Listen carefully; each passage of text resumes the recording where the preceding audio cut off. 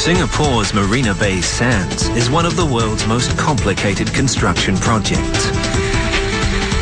Engineers have to build not one, but 3 skyscrapers that will shoulder a SkyPark as big as an aircraft carrier. Worst case scenario, we get stuck. They have to devise ingenious solutions to assemble a 60-metre tall museum of impractical dimensions, install giant artworks, and erect seemingly floating pavilions for shopping and entertainment. If engineers succeed, they will create a virtual city unto itself.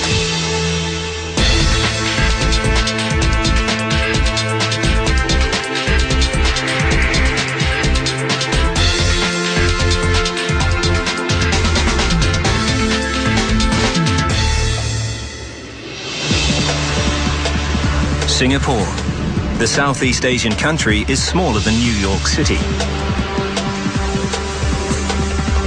The lack of space forces it to build its largest leisure and entertainment hub to date on a small tract of reclaimed waterfront land. The Marina Bay Sands. It's not one megastructure, but many. Serious challenges lie in the array of buildings that form the unique complex. 3 57-story hotel towers slope at such great angles, they're in danger of buckling under their own weight. An even bigger problem is the hotel's roof. A 340-metre SkyPark spans its length, containing gardens, outdoor pools, and the world's largest cantilevered observation deck. But how do you build something as big as an aircraft carrier, 200 meters in the air? In the hotel's atrium, mammoth works of art have to be somehow incorporated into the architecture. Its challenging centerpiece, a 15-ton mass of steel by a renegade artist from Britain. A 60-metre tall art science museum is designed for maximum visual impact. It will be to Singapore what the Opera House is to Sydney. Only one problem. It seems too impractical to construct. And a set of dramatic glass-encased pavilions, while themselves pose little challenge, have to be built in water. The man behind the Marina Bay project understands the risks, but he believes that anything short of astounding will fail. Sheldon Adelson, one of the world's richest men and CEO of Las Vegas Sands Corporation. What we hope to accomplish is to change the face of Singapore tourism. So we expect a very successful development. That is by far the largest and most expensive single project we've ever undertaken. It'll cost about 5 to 5.5 billion US dollars. It's a lot of money. Now, I know $1 billion doesn't buy what it used to, but by any measurement, it's a lot of money today. Adelson believes his huge investment is safe in the hands of Moshe Safdie, a world-renowned architect.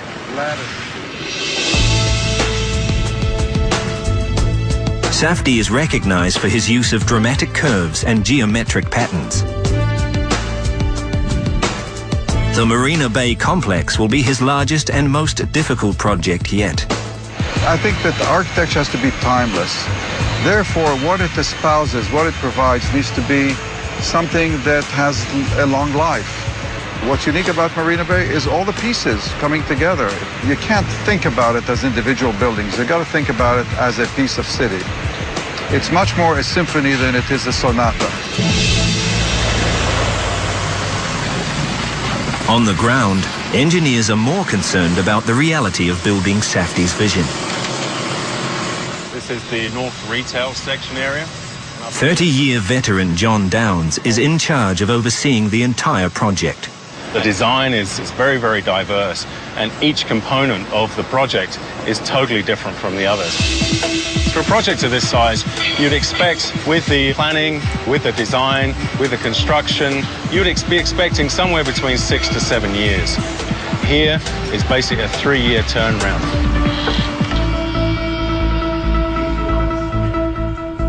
The first and most critical construction task is to secure the footprint, though this normally straightforward job proves otherwise. Since the site was originally allocated for boats.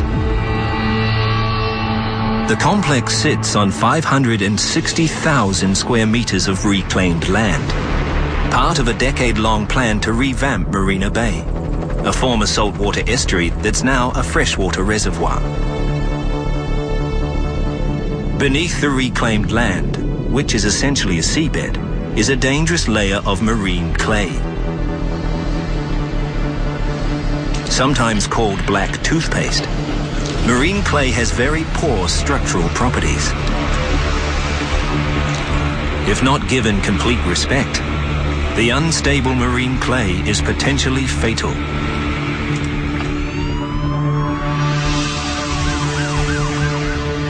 In 2004, Singaporeans discovered the lethal consequences firsthand.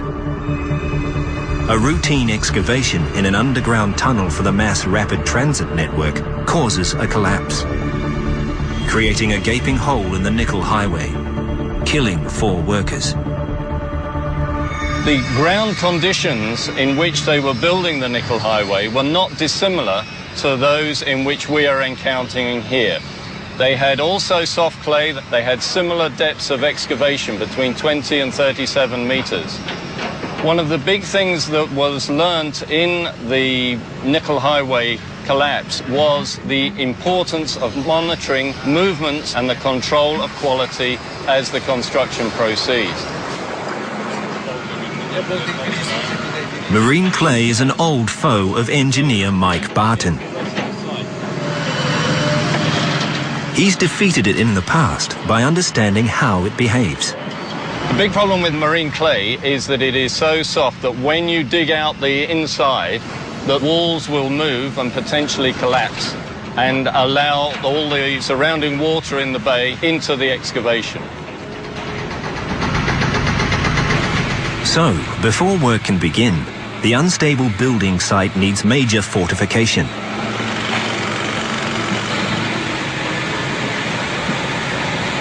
To combat marine clay, engineers decide to build giant concrete walls to create stabilizing perimeters for the larger buildings, known as diaphragm walls. Up to 1.5 meters thick, diaphragm walls are steel-reinforced concrete sections, pounded 50 meters into the ground. They form watertight enclosures for men and machines to work round the clock. In just 1 year, over 4,000 meters of diaphragm walls help produce a rock-solid foundation.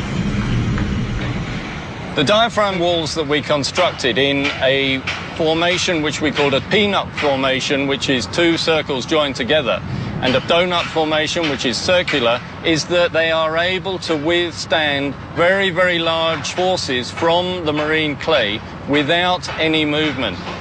They encapsulate an area that's bigger than a football pitch that enables us to excavate very quickly and to build structure up very quickly.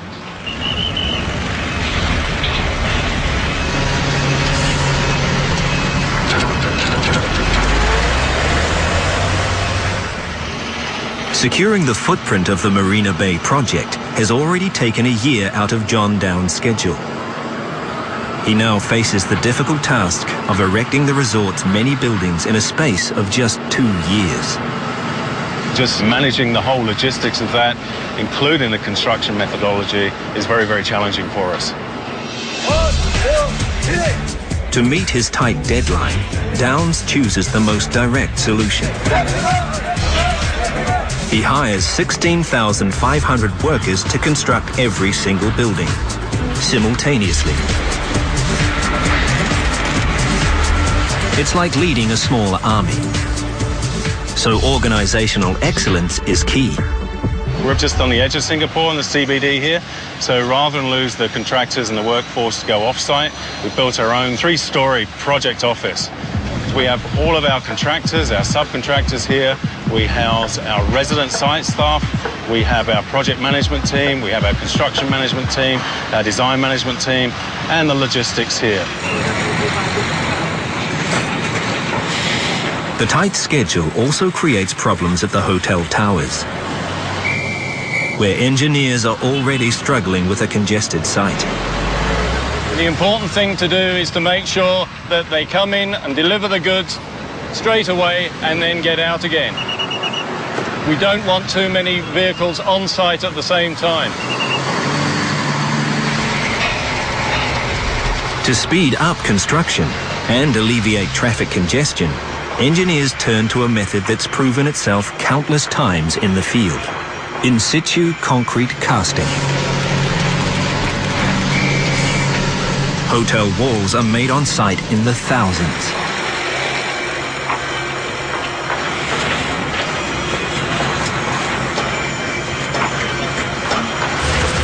And workers laying the floors are so proficient, they produce 1 floor per 4-day cycle. It's an impressive display for a conventional solution. But the structure they're attempting is anything but conventional. The key challenge of building the hotel towers is its unusual design.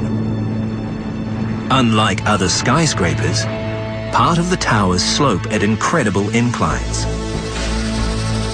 Like a set of collapsing dominoes, the towers could buckle under their own weight if a practical building solution is not found. It's a major concern for engineer Craig Glover. I've been in the industry for 25 years, done a wide range of projects in many different countries, but nothing compares to this whatsoever. There was nothing we could take reference from across the street on the next high-rise or across town. This is a new frontier.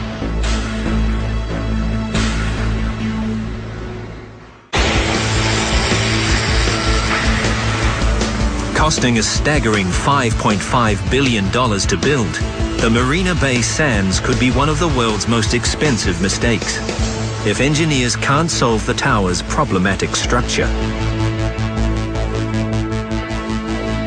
Engineer VC Cheong leads the design team, and their solution comes out of left field. If you look at the configuration, it's not a straight tower. It's with a sloping leg.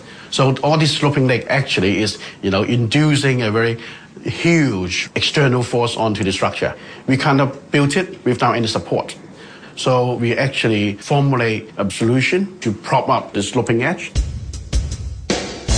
Using a technique they've never employed before, engineers build large temporary struts made of strong structural steel. They prop up the sloping towers as they rise. Like a suspension bridge, high tensile steel tendons, also known as tension cables, give an added layer of support inside the walls. In theory, both the struts and the tension cables are temporary and will be removed once giant link trusses connect the towers at the 23rd floor.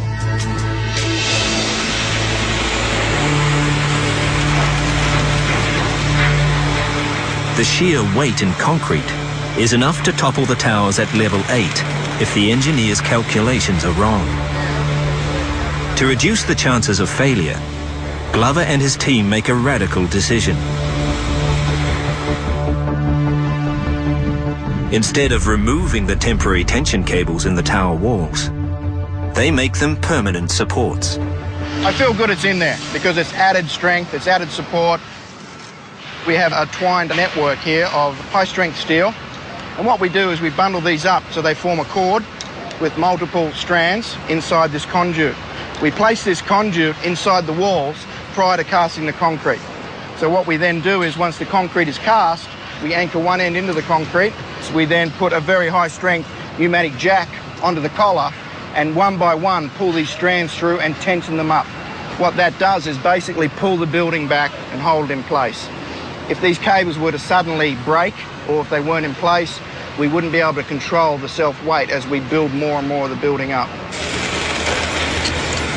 Despite the team's quick thinking, the true test of their engineering decisions will only happen once the main support struts are removed and the massive link trusses installed. Link trusses are huge reinforced steel brackets that bind the towers at the 23rd floor.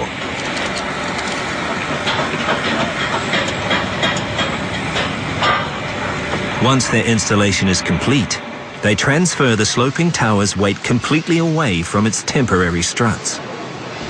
Once we're satisfied that we don't have any stability issues, then we can bring the large hydraulic cranes in and member by member start to dismantle the struts.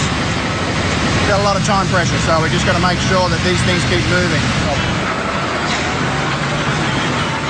As the last pieces of support struts leave the site, Glover and his team can finally breathe a sigh of relief. The link trusses are holding the building load. So far, so good.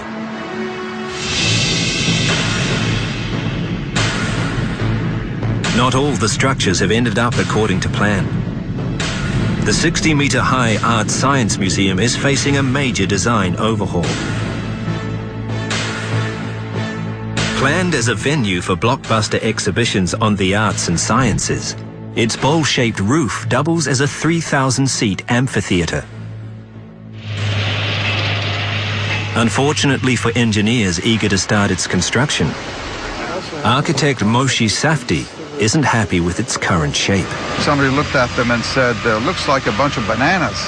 In fact, Mr. Adelson said, looks like a bunch of bananas. I said, well, if they look like a bunch of bananas, we're not there yet. It's terrible news for Safdie's design team, especially its principal, Gene Dyer. There are times that Moshe will come in with an idea. We think it's quite exciting. We'll pursue the idea for weeks or even months. He'll come back and say, I want to change the idea. And we've already bought into the idea, so it's a bit frustrating.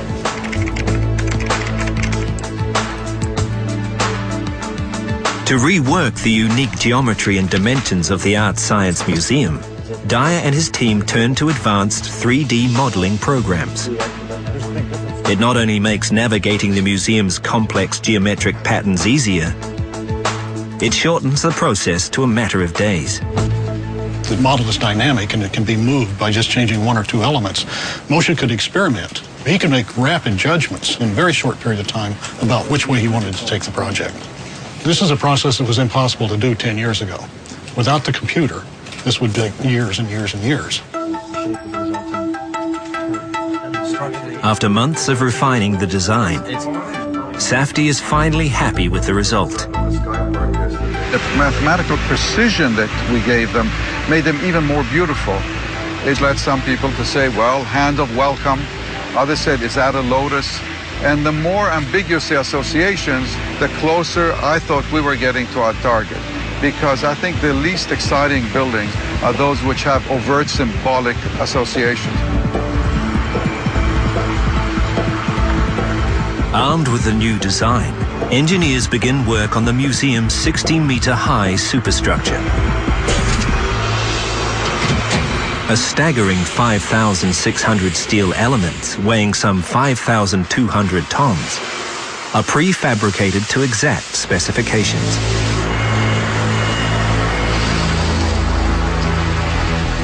They are then trucked onto site and assembled. It's like putting together a giant jigsaw puzzle. Each element has to be installed with pinpoint accuracy. If it's even a few millimeters off, engineers will have to start from scratch. Engineers of the massive atrium at the base of the towers are facing an equally tough construction process.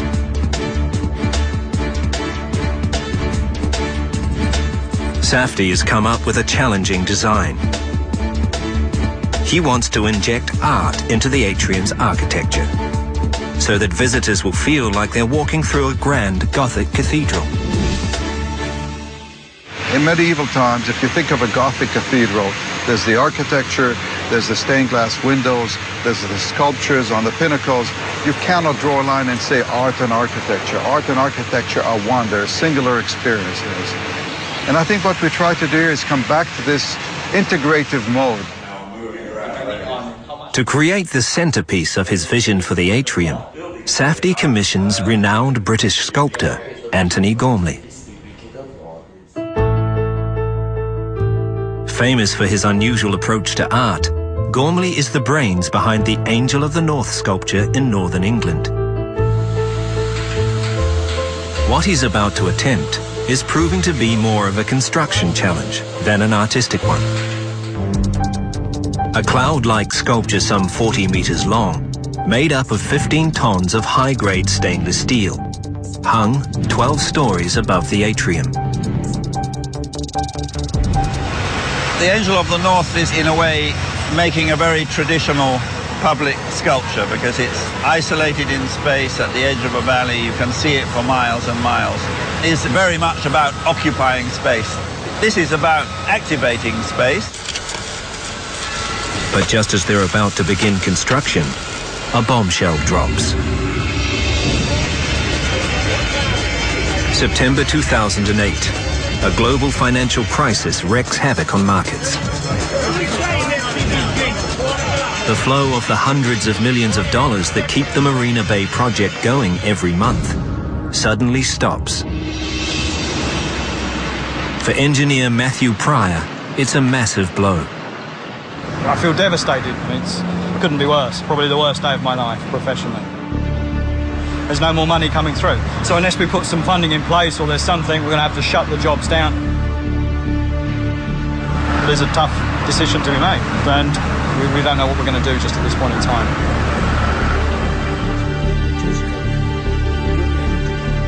With the future of the multi-billion-dollar project plunged into doubt, all eyes turn to the man behind it, Sheldon Adelson. The next move of one of the world's richest men will determine the fate of the mega construction site.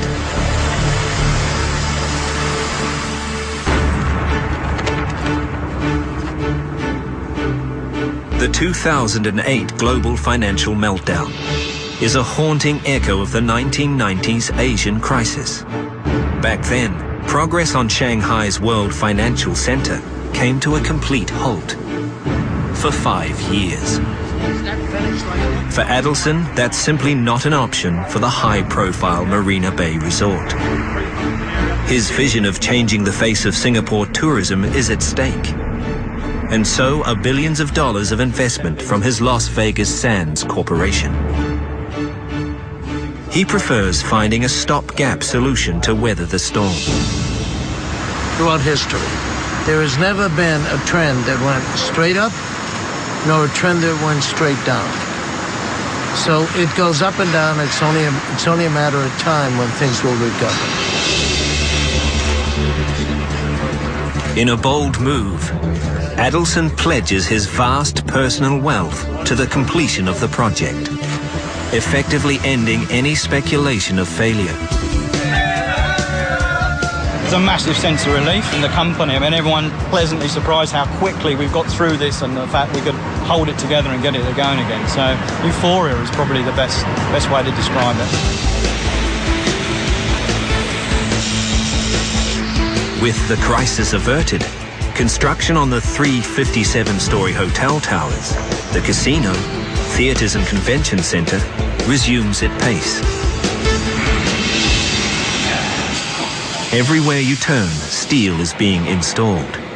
It's vital reinforcement for every concrete structure on the 15.5-hectare site. For one project at the tower's atrium, steel is more than just reinforcement. To construct the 15-ton drift sculpture by British artist Antony Gormley, engineers had to first laboriously prefabricate it into over 70 segments. The segments are then welded into 8 slices and will ultimately form the sculpture. It's a tricky operation, but engineers are able to complete it swiftly due to a system of codes and numbers that enable them to quickly identify what goes where. Once all 8 slices of drift are fully assembled, it's lifted up into position by a temporary lifting frame. A massive box truss on the atrium ceiling then takes over the load. In theory, the box truss will support the weight of the lifting frame as it's being lowered down. It will be a heart-stopping moment, especially for engineer Graham Stevenson. The lifting frame is about 9.5 tons, so when it picks up and gets some momentum, there's a potential that it just wants to flick over and rotate through its full 90 degrees, and we won't have it under control. Stevenson's solution: 4 powerful automated hoisting drums located at the 4 corners of the frame. They allow workers to control the strength and speed of the operation with high tensile steel cables.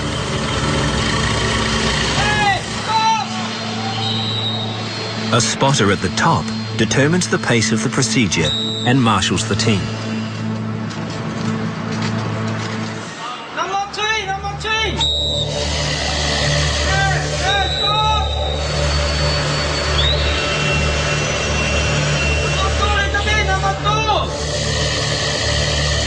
The entire operation is estimated to take up to 10 hours to complete.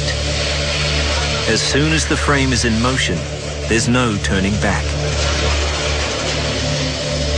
Midway through the lift, Stevenson receives reports of a potential problem.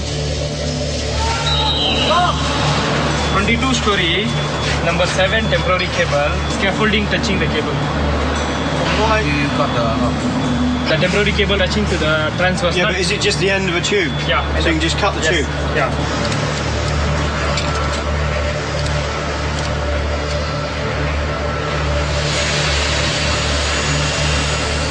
Problem solved. But what was previously an estimated 10-hour procedure now turns out to be a 24-hour marathon lift. At 6 a.m. the following morning, they complete the job. Absolutely fantastic. The Gorman is now finally in its final position, so really an end of a long and exhausting day, and big thanks to everybody, but it's finally done. While the drift settles into its new home at the hotel atrium, elsewhere attention is focused on one of the project's key features: the Crystal Pavilions. The 2 glass-encased buildings by the promenade are set to be the resort's premier shopping and entertainment complexes. But before engineers can make them a reality, they have to secure their footprint. And already a major obstacle threatens to sink their objective. The Crystal Pavilions are situated within the confines of Marina Bay. So to found it, engineers have to find a way to build in 6 meters of water. The responsibility of tackling the problem falls on the shoulders of engineer Kurt Vella. I'm from Sydney. The underlying foundation in Sydney is sandstone, it's rock. All you need to do is just dust off the surface and you can build skyscrapers on it. Here it's very different. All the structures have to be heavily founded.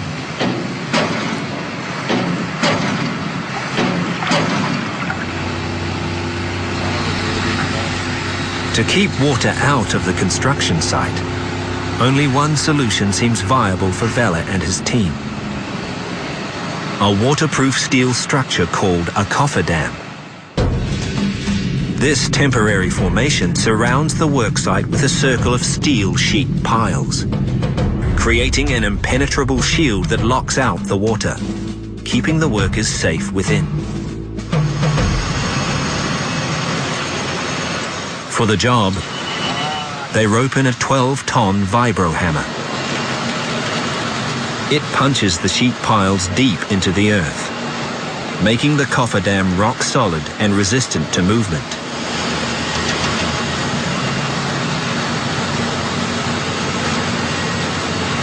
With the cofferdam secured, engineers deploy powerful diesel pumps. and run them 24 hours a day, ejecting any water that remains within the walls. This last step comes with inherent dangers. The force of the water outside creates what engineers call hydrostatic pressure. In theory, it's powerful enough to force water through any gaps in the cofferdam. It's something that Vela prays will not happen. There's a bit of hesitancy and concern because we've got to build this building in the middle of Marina Bay.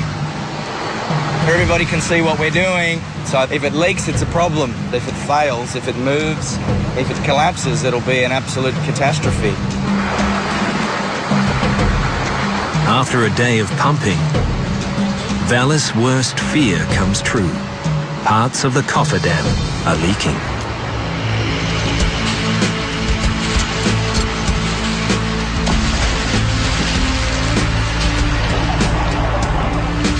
To rectify the problem, Vela orders a team of 8 divers into the water on 10-hour shifts. Their mission? Find out where the water is being forced in and plug them shut with epoxy resin. Anson Lee is an 8-year diving veteran. The toughest part of our job is the environment. The visibility is poor here. It's totally zero. I cannot see anything here below. I solve that by feel the suction and then feel out the thing. You have to overcome all the fear that you can't see under the water. But okay, I feel proud to be one of this team to build this thing out.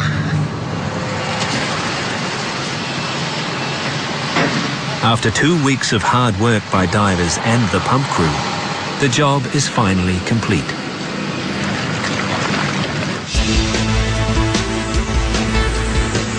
After 2 years of battling the elements and overcoming difficult construction milestones, the 3 sloping towers of Marina Bay Sands can finally celebrate their topping off ceremony and move on to the next phase. But a destructive force of nature threatens to throw a spanner in the works. With climate change predicted to affect the pattern of Southeast Asia's typhoons, Singapore may one day experience the destructive tropical storms plaguing its northern neighbors in the Philippines and Taiwan. When that happens, typhoon-force winds could spell disaster for the hotel towers, especially the 340-meter SkyPark sitting on top of it. The force of the wind can make both buildings sway dangerously, causing irreparable damage to the structures.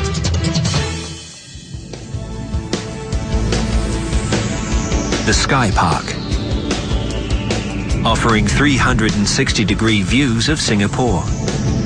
The visionary design will have enough surface area to park 4.5 Airbus A380s. But when architect Moshi Safdie first mooted it, it stemmed from a purely functional need.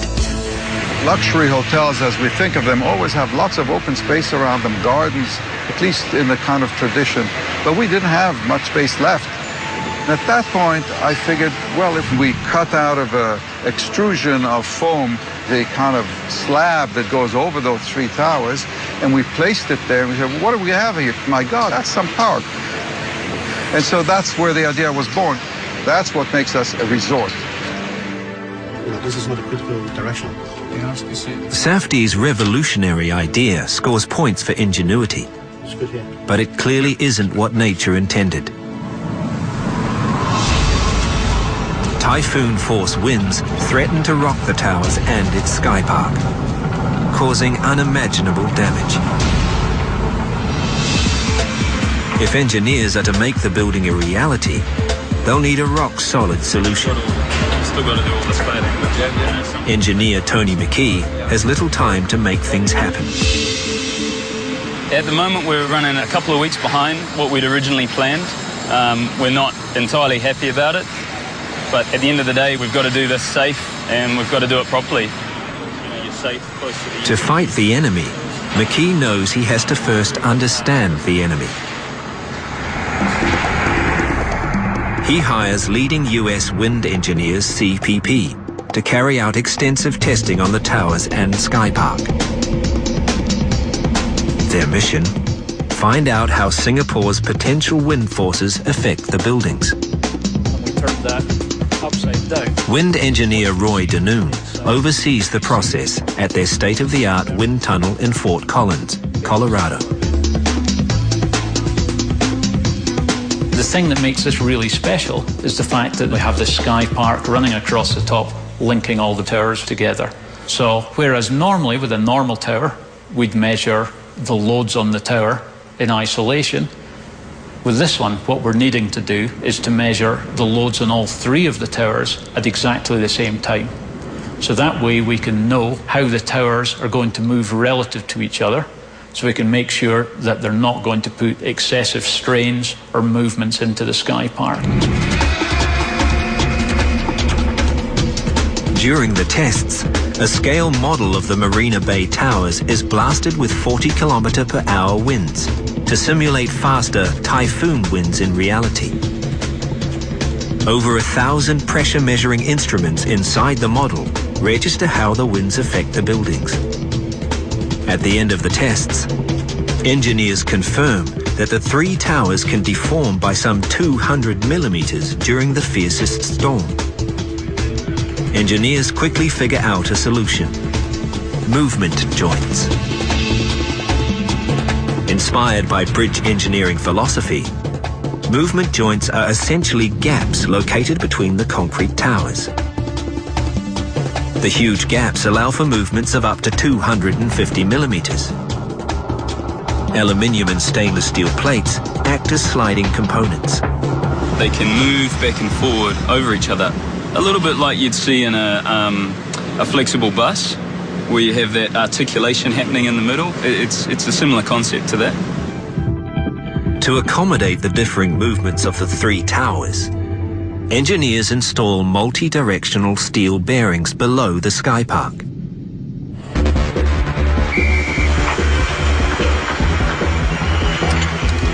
Armed with the final results, McKee can now safely begin construction of the SkyPark.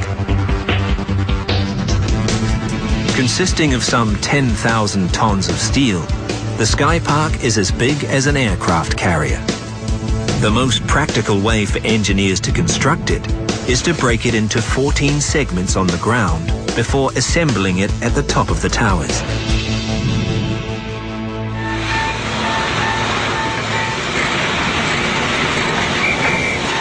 There's no room for miscalculation at 200 meters in the air.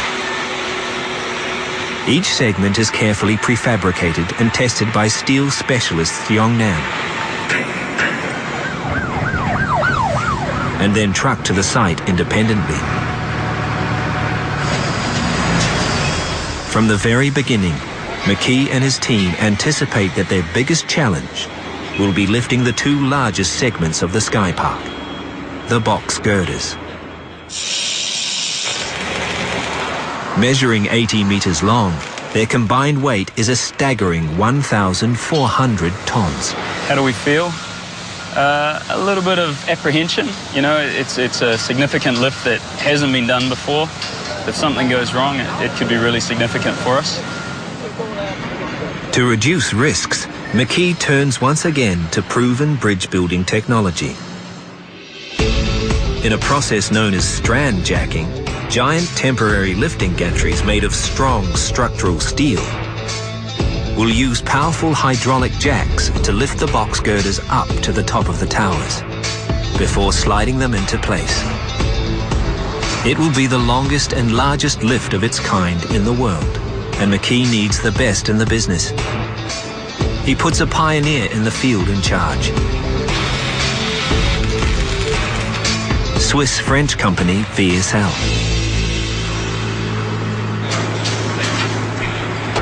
Engineer Eddie King and his team have successfully raised bridges, stadium roofs, and even Ferris wheels.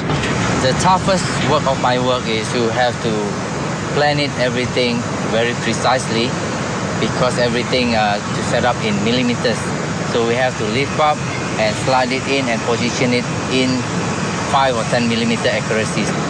we don't do properly or don't do safely here, was the biggest hazard is the thing can fall down to the ground. Other factors further complicate the lifting process. Due to an increasingly tight schedule, the team is forced to conduct the lift during Singapore's annual monsoon season. It's almost impossible to predict when a tropical storm will hit.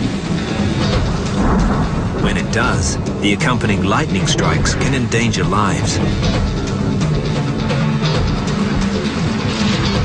And because the whole operation takes place meters from a jam-packed highway, curious onlookers will be able to see any mistakes the engineers make. It's a potential public relations nightmare. Okay, now I stop now.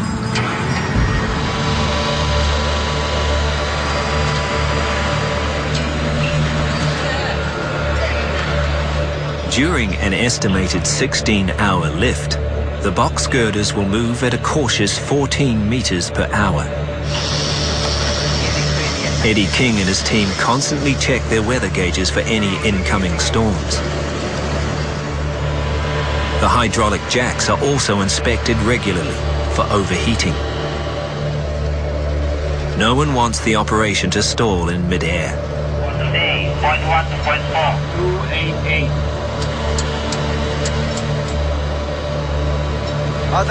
This one.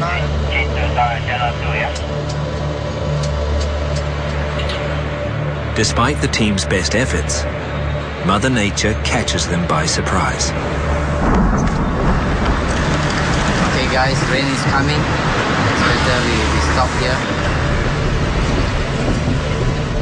An approaching downpour threatens to grow into a lightning storm. We are at 200 meters above and surrounding building is quite far away. So there's a chance of the lightning striking on the high point like this. So we got to stop and wait until the weather getting better before we continue our lift. McKee's worst fear comes true. If the girders remain stuck at midway for too long, he will have to order them down.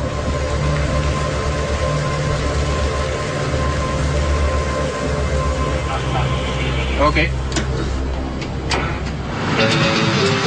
After a tense 3 hours, the lightning threat passes, and the operation cranks back to life. By the time the box girders slide into position, it's past midnight. Everything went quite smooth today, so we hope tomorrow we can do the same. With the lessons learned from the box girder lift, the rest of the segments go up smoothly. As the final piece rises into place, Singapore is already marveling at the team effort behind one of the world's most ambitious building projects.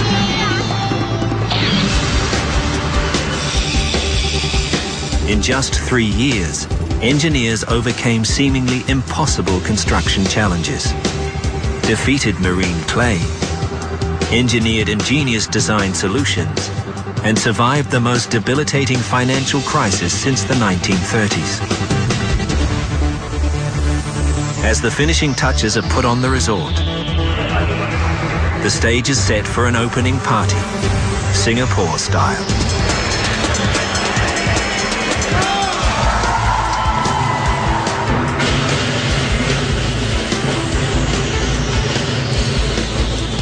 Those involved reflect on the project that has already far surpassed their expectation. It's a bit kind of overwhelming, you know. I'm in the process of disconnecting the umbilical cord. It's not easy for an architect.